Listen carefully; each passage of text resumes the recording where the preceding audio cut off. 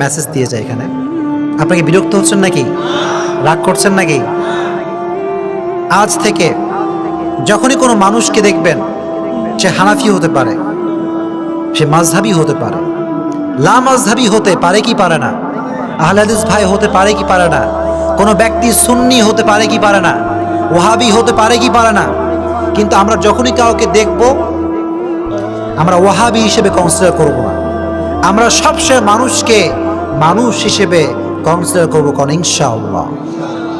এত আস্তে বললেন, জোরে কোন ইনশাআল্লাহ। যখনই দেখবেন সে মানুষ, সে কি, আমরা দেখলেই ভাগ করে ফেলি। ও আওয়ামী লীগ করে, আছে না নাই?